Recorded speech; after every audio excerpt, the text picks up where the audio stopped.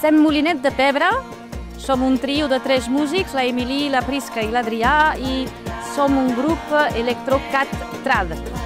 I aquest any hem proposat de fer 5 tallers de cant dins el marc de l'OPLC, dins 5 escoles, de la maternal a la primària al col·legi.